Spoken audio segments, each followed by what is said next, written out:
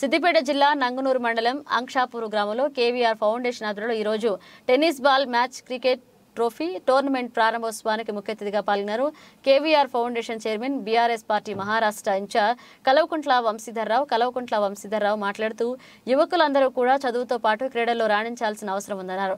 చదువుతో విజ్ఞానం సంపాదించుకుంటాము, క్రీడల ద్వారా మానసిక ఉల్లాసం, శారీరక దృఢత్వం సమకూరుస్తుందన్నారు. క్రీడలను ప్రోత్సహిస్తున్నటువంటి అంక్షాపూర్ క్రికెట్ క్లబ్ గ్రామ ప్రజలకు ప్రత్యేక ధన్యవాదాలు తెలియజేస్తూ క్రీడాకారులకు ఎలాంటి అవసరం ఉన్నా కేవీఆర్ ఫౌండేషన్ ఆధ్వర్యంలో అందించడానికి నేనెప్పుడైనా ముందుంటానని, గ్రామీణ క్రీడాకారుల ప్రతిభను వెలికితీసే ఉద్దేశంతో నిర్వహిస్తున్న ఆటలో గెలుపు ఓటములను ఉంటాయి. సిద్దిపేట జిల్లాలో గత కొన్ని సంవత్సరాల నుండి ఇక్కడి క్రీడాకారుల కోసం ఎన్నో కార్యక్రమాలు చేపట్టారు.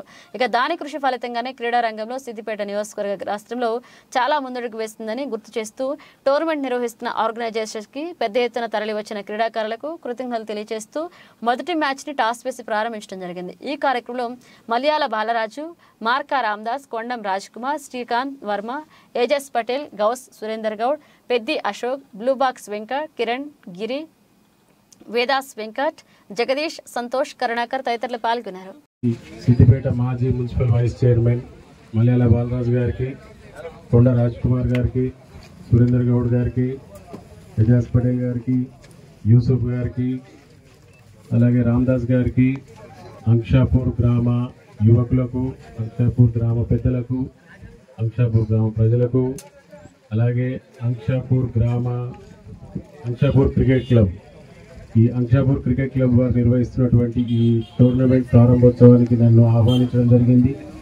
ఈ సందర్భంగా ఈ కార్యక్రమాన్ని ఏర్పాటు చేసినటువంటి ఈ అంక్షాపూర్ క్రికెట్ క్లబ్ సభ్యులందరికీ కూడా హృదయపూర్వక కృతజ్ఞత తెలియజేస్తా ఉన్నాను. అలాగే 32 టీంలు ఈ నంగనూరు మండల వ్యాప్తంగా ఈ టోర్నమెంట్లో పాల్గొనడానికి ముందుకు రావడం జరిగిందని తెలిపాడు రాహుల్.